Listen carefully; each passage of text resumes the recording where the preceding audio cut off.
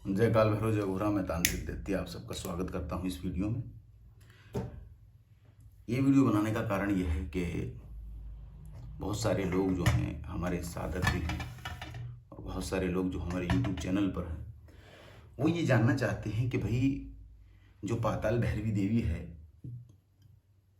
वो देवी काली से अधिक शक्तिमान क्यों है, या बहुत सारे देवी देवताओं से जो है ये शक्तिमान क्यों होती है, अधिक शक्तिशाली क्यों होती है। देखिए, पहले तो ये है जो पाताल भैरवी है वो हमारी देवी है, अर्थात हम दैत्य पंथ के जितने भी लोग हैं, जितने भी तांत्रिक हैं, हमारी वो कुल देवी है, हमारी इष्ट देवी है। और हम उस देवी की पूजा करते हैं, उस देवी को भोग चढ़ाते हैं, उस देवी को कच्चा मांस, मदिरा, मीठा, लड्डू या रसगुल्ला, मीठे में कुछ भी हो सकता है, ठीक है, नाना प्रकार की सामग्री जो है उस देवी को चढ़ती है। अंडे भी उसे चढ़ते हैं। वो एक तामसिक देवी है, सतयुग की देवी है, पाताल में निवास करती है। तांत्रिक उसकी जो है साधनाएं करते हैं और जो भी व्यक्ति उसकी सिद्धि प्राप्त कर लेता है वो व्यक्ति, ये समझ लो, बहुत सारी चीज़ों को करने में सक्षम हो जाता है। वो व्यक्ति अगर चाहे तो किसी व्यक्ति के प्राण निकाल सकता है। वो व्यक्ति अगर चाहे तो किसी व्यक्ति को अपने बस में कर सकता है। तो ये कोई साधारण सिद्धि नहीं है, ये एक बहुत तीव्र सिद्धि है। इसे प्राप्त करना बहुत कठिन है। इसके ऊपर मैं वीडियो बना चुका हूँ। परंतु लोग कहते हैं कि आखिर ये देवी इतनी सर्वशक्तिमान क्यों है, इसका क्या कारण है। सबसे पहली चीज़ ये है कि ये एक तामसिक देवी है और ये देवी बहुत उग्र होती है, ठीक है। ब्रह्मा जी से इस देवी को वरदान है कि ये 5 दिशाओं से जो है किसी भी व्यक्ति, किसी भी वस्तु, किसी भी जीव जो मृत्युलोक में निवास करता है उस पे जो है आक्रमण कर सकती है और उस व्यक्ति को पराजित कर सकती है, उस व्यक्ति के मन को बांध सकती है, उसकी बुद्धि को बांध सकती है, उसके हाथों कुछ भी करा सकती है। ये देवी अगर चाहे तो किसी भी मनुष्य के प्राण निकाल सकती है। ये कोई साधारण देवी नहीं है, इसीलिए इसे पाताल भैरवी कहा जाता है। पाताल भैरवी की साधना बहुत कठिन है, हर व्यक्ति के क्षमता के बाहर है इसकी साधना। यदि कोई व्यक्ति चाहे पाताल भैरवी की साधना करना तो कर सकता है।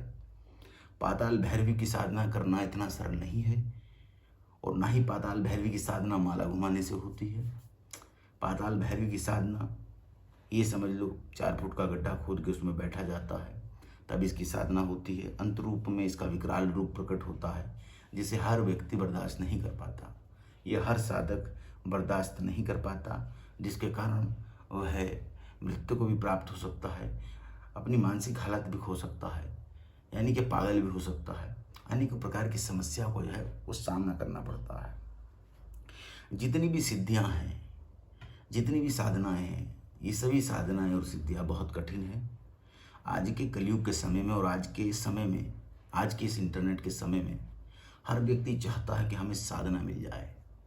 देखिए, इतना साधना करना या सिद्धि प्राप्त करना इतना सरल नहीं है। बिना गुरु के तो तुम कुछ भी नहीं कर सकते। कुछ लोग सारी उम्र लगे रहते हैं, गुरु कभी नहीं बनाएंगे, सोचेंगे हम सर्वोपरि हैं, हमसे ज़्यादा ज्ञान किसी को नहीं है, हमने किताबें पढ़ी हैं, हमने ग्रंथ पढ़े हैं, हमें पता है कौन सा मंत्र कैसे पढ़ा जाता है। देखिए, अगर ऐसा ही है और ऐसा ही अगर होता तो ये गुरु चेले की प्रथा कभी ना आती। ये गुरु चेले की प्रथा ही इसलिए है, बिना गुरु के ज्ञान नहीं है। अगर गुरु के बिना ज्ञान होता तो किसी व्यक्ति को गुरु की आवश्यकता ना पड़ती। जो स्कूल में विद्यार्थी पढ़ते हैं वो तो किताबें तो उनके पास हैं, बहुत से छात्र जो हैं किताबों को पढ़ सकते हैं, वो अच्छे बुद्धिमान है, फिर भी उन्हें गुरु की आवश्यकता पड़ती है। गुरु ही मार्गदर्शन करता है, गुरु जानता है किस चीज़ को कैसे प्रयोग में लाना है, कौन सी सिद्धि कैसे की जाती है, उसके क्या नियम होते हैं, उसमें किस प्रकार की सामग्री का प्रयोग होता है। तो यह सब जो है सिर्फ गुरु ही बता सकता है। तो बिना गुरु के कोई व्यक्ति साधना नहीं कर सकता। पहली चीज़, हाँ, तुम गुरु के संपर्क पे हो, फ़ोन से जुड़े हो गुरु से, या गुरु के पास हो, तब तुम साधना कर सकते हो। गुरु जिस प्रकार तुम्हारा मार्गदर्शन करें उस प्रकार तुम साधना कर सकते हो। आशा करता हूँ ये वीडियो आप सबको पसंद आई होगी और इस वीडियो में जो हमने उत्तर दिए हैं वो आप उन उत्तरों से जो है संतुष्ट होंगे, ये हम काल भैरव से प्रार्थना करते हैं। जो पाताल भैरवी देवी है, मैं एक बार फिर से बता देता हूँ, वह बहुत तीव्र शक्तिशाली 5 दिशाओं से आक्रमण करने वाली देवी है। किसी व्यक्ति को पराजित कर देती है। ज़्यादातर बड़े बड़े जो प्रेत होते हैं, किसी व्यक्ति के ऊपर यदि कोई प्रेत है उसके ऊपर भी यदि इस देवी का प्रयोग हम करते हैं तो उस व्यक्ति के अंदर जो प्रेत होता है वो नतमस्तक हो जाता है। क्योंकि ये जो देवी है ये प्रेतों पे तो बहुत सरलता से विजय पा लेगी। ये तो दैत्यों की तो देवी है, दैत्यों पे भी विजय पाती थी, देवी देवताओं तक पे इसने विजय पाई है। ये सतयुग की देवी है, कोई साधारण तो देवी है नहीं। और ब्रह्मा का ऐसे वरदान है। तो पाताल भैरवी जो देवी है, कुछ लोग इसकी सात्विक रूप में पूजा करते हैं, कुछ लोग इसकी तामसिक रूप में पूजा करते हैं, तो अर्थात कुछ लोग इसकी राजसिक रूप में पूजा करते हैं। मेरी वीडियो हमेशा पूरी देखो। मैं ये नहीं पता अंत में, प्रारंभ में, बीच में कहाँ क्या जरूरी बात कह दूँ, तो ये बात भी देखो बात बात में आ गई। जो दैत्य पंथ से जुड़े होते हैं जैसे हम हैं, हम इस देवी को जो भोग होता है वो कच्चा मांस, मदिरा, अंडे और रक्त ये सब चढ़ाते हैं, मीठा चढ़ाते हैं। जो सात्विक लोग होते हैं वो जल, दूध, पुष्प आदि चढ़ाते हैं। जो राजविक लोग होते हैं वो सोना, चंदन, इत्र, खुशबू आदि इस देवी को चढ़ाते हैं। अलग अलग लोगों की अलग अलग मान्यताएं होती हैं। देवी एक माँ है, जिस प्रकार का उसे चढ़ावा चढ़ाओगे, जो चढ़ावा उसे चढ़ता है वो उसे स्वीकार कर लेती है। परंतु ये जो देवी है ये दैत्यों की देवी है और ज़्यादातर, अधिकतर बड़े से बड़ा तांत्रिक जब तक पाताल भैरवी की सिद्धि प्राप्त ना कर ले उसे उच्च कोटि का तांत्रिक नहीं माना जाता। काल भैरव की कृपा से ये सिद्धि हमने प्राप्त की है, तभी आज यहाँ बैठे हैं। और एक बात मैं सभी के सामने कहना चाहता हूँ, डंके की चोट पे काल भैरव की कृपा से, महादेव की कसम खा के, ये देवी कोई साधारण देवी नहीं है, सर्वशक्तिमान देवी है।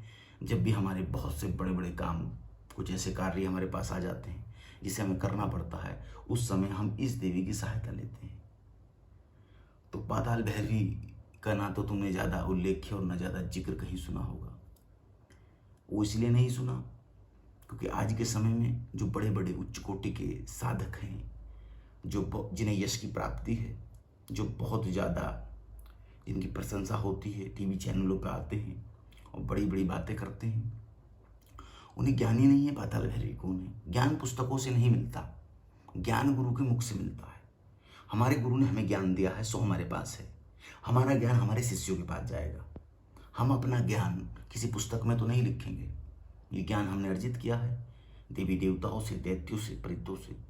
हमारा ज्ञान हमारे बाद हमारे शिष्यों के पास जाएगा। हमारे शिष्य इस ज्ञान को आगे अपने शिष्यों को देंगे। तो हमारे जो पंथ की प्रथा है वो तो चली जा रही है, वो चलती रहेगी। कोई भी अपना ज्ञान किसी पुस्तक में क्यों देगा? आखिर कोई भी अपना ज्ञान पुस्तक में क्यों देगा? इसका क्या कारण है? यदि कोई तांत्रिक अपना सारा ज्ञान किसी पुस्तक में दे दे और वो पुस्तक आम लोगों के हाथ में लग जाए तो लोग तो एक दूसरे का जीना हराम कर देंगे। लोग तो एक दूसरे को बिना छुए मार देंगे। लोग तो एक दूसरे के जीवन को नरक बना देंगे। ऐसी अनमोल विद्याएं जिसमें हमने अपने वर्षों गला दिए, ऐसी अनमोल सिद्धियाँ जिन्हें प्राप्त करने में हमने अपनी एड़ियाँ खींच दी, हमारे शरीर गल गए। गुरु की सेवा करते हुए धूप में, कड़ी धूप में बैठे हैं, तप चल रहा है। ऐसी कठोर साधना के बाद क्या कोई व्यक्ति सोच सकता है कि हम अपना ज्ञान किसी पुस्तक के अंदर डाल देंगे? आखिर क्यों ऐसा हम करेंगे? हमें क्या आवश्यकता है? हमें क्या लाभ है? कोई भी व्यक्ति उसका दुरुपयोग कर सकता है। इसलिए ये ज्ञान पुस्तकों में नहीं मिलता। ये जो ज्ञान है सिर्फ गुरु के माध्यम से उसके शिष्य को और शिष्य के माध्यम से उसके शिष्य को प्राप्त होता है। यही प्रथा है और यही प्रथा चलती रहेगी। हम और किसी पंथ की ना जिम्मेदारी लेते हैं, ना किसी और पंथ के बारे में कोई टिप्पणी करना चाहते हैं, परंतु हमारा दैत्य पंथ बिल्कुल दृढ़ता से ये बात कहता है कि हाँ, हम दैत्यों की पूजा करते हैं, करते रहेंगे। एक चीज़ मैं स्पष्ट करता हूँ, हम रावण के वंशज हैं, रावण के वंशज हैं, रावण तक की हम पूजा करते हैं और हमें इस बात में बहुत अच्छा लगता है और बहुत गर्व की अनुभूति होती है। दैत्य ब्राह्मण हम हैं, पूजन हम करते हैं, दैत्यों को हम अपना इष्ट मानते हैं, उनकी पूजा करते हैं, उनसे कार्य लेते हैं। आखिर हमारा जो धर्म है, हिंदू धर्म है, ये बहुत विशाल है।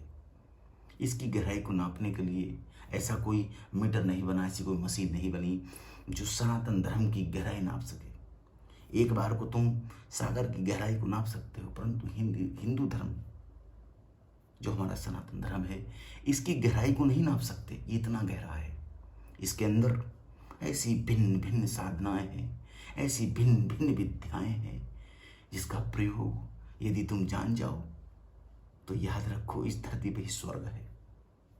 कुछ ना समझ लोग ये नहीं जानते, और आज के समय में हमारे हिंदू समाज में लोगों के अंदर ज्ञान की कमी होने के कारण वो लोग अपना धर्म छोड़ देते हैं, अर्थात किसी धर्म में जाके बैठ जाते हैं अज्ञानता के कारण। उन्हें ज्ञान नहीं है, वो नहीं जानते कि उन्होंने क्या त्याग दिया। क्या तुम जानते हो, मेरे पास अफगानिस्तान, बड़े बड़े मुस्लिम देशों से, ईसाइयों देशों से, बतेरे अलग अलग धर्मों के लोगों के फ़ोन आते हैं, वो सहायता मांगते हैं। हमारे हिंदू धर्म की विशेषता क्या है? उनकी सहायता करना, उनकी मदद करना, उन्हें उनकी परेशानी से बाहर निकालना। आखिर ये शक्तियाँ हमारे पास कहाँ से आई? हमारे धर्म ने हमें यह प्रदान किया है। बस ये वीडियो ज़्यादा लंबी ना हो जाए, बहुत कुछ है कहने को, मन में बहुत कुछ है। जितने मेरे साधक साधिकाएं हैं और जितने भी मेरे भक्तगण हैं, उन सबको काल भैरव की कृपा हमेशा बनी रहे उनके ऊपर, उनके परिवार के ऊपर, किसी प्रकार की मुसीबत उनके ऊपर ना आए। हमारा आशीर्वाद सबके साथ है। हम एक छोटे से तांत्रिक हैं, जो विद्या हमारे पास है वो हम इस YouTube के माध्यम से सबको दे रहे हैं। शिष्य के कहने पे ही चैनल बनाया था, उसके कहने पे ही हम ये वीडियो बनाते हैं, ताकि हमारा जो ज्ञान है लोगों तक पहुंच सके, उन्हें पता लग सके ऐसी ऐसी विद्याएं इस धरती पे अर्थात इस धर्म के अंदर हैं। तो बहुत सारी अनेकों विद्याएं हैं जिसका प्रयोग व्यक्ति करते हैं। अब काल भैरव कृपा से मैं आप सबसे आज्ञा लूँगा, यदि ये वीडियो आपको पसंद आई हो तो इसे जो है ज़रूर लाइक करें, हमें अच्छा लगेगा। इसे शेयर करें। कोई भी आपके मन में सवाल हो उसे पूछें, जो भी मन में सवाल हो पूछें। कोई भी छोटी मोटी समस्या हो तो निसंकोच हमसे संपर्क कर सकते हैं। डिस्क्रिप्शन में हमारा नंबर रहता है। हम कई बार फ़ोन नहीं उठाते, लेकिन एक पहली दूसरी तीसरी चौथी बार हम फ़ोन अवश्य उठाते हैं। जय काल भैरव, जय घोरा।